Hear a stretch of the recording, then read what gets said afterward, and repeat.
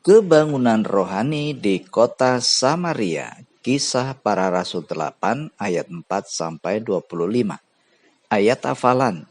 Jangan takut, teruslah memberitakan firman dan jangan diam. Kisah para Rasul 18 ayat 9b.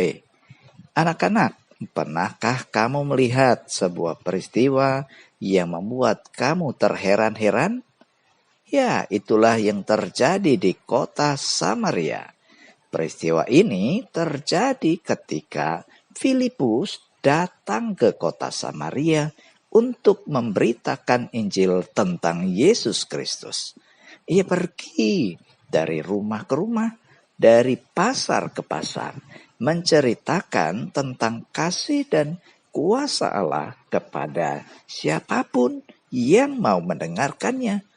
Nah, orang-orang di Samaria, mereka mendengar cerita Filipus dan menerima firman Tuhan itu dengan sepenuh hati. Mereka melihat juga tanda-tanda ajaib yang dilakukan Filipus atas kuasa Allah.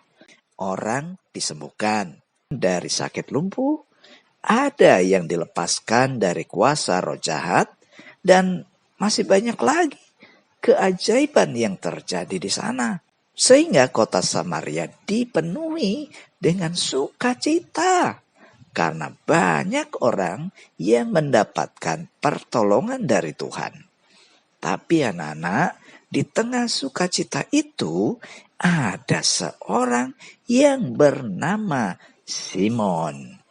Dia dikenal sebagai tukang sihir yang membuat orang-orang terpesona dengan sihirnya pada waktu itu. Tetapi ketika mendengar tentang Yesus dari Filipus, hati Simon pun berubah. Dia mulai percaya kepada Yesus dan bahkan dia mau dibaptis seperti orang-orang lain di Samaria. Ketika rasul-rasul di Yerusalem mendengar tentang kebangunan rohani di Samaria, mereka mengutus Petrus dan Yohanes untuk pergi ke sana. Nah, kedua rasul itu berdoa agar orang-orang Samaria mereka juga menerima Roh Kudus.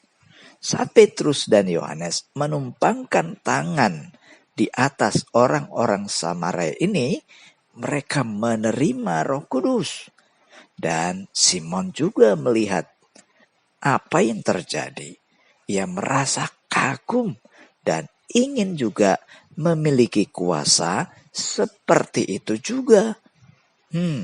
Dia akhirnya menawarkan uang kepada Petrus dan Yohanes. Karena dia berpikir bahwa kuasa Allah itu bisa dibeli dengan uang. Nah, menurut kalian, bisakah demikian? Tentu tidak. Karena itu anak-anak, Petrus dengan tegas menolaknya. Dia mengatakan kepada Simon bahwa kuasa Allah tidak bisa dibeli dengan uang. Akhirnya Simon pun menyadari kesalahannya dan meminta supaya Petrus memaafkan dan mendoakannya. Setelah itu anak-anak, Petrus dan Yohanes kembali ke Yerusalem sambil menceritakan Injil di berbagai kampung di Samaria. Orang-orang Samaria semakin mengenal dan mencintai Yesus, dan hidup mereka terus diubahkan karena ada Yesus di dalam hati mereka. Dan Filipus pun juga terus menceritakan tentang Yesus kepada semua orang yang dia temui, karena dia tahu betapa pentingnya Injil untuk semua orang. Nah, anak-anak, mari kita belajar dari Filipus yang mau taat kepada perintah Tuhan untuk menceritakan firman Tuhan kepada orang lain.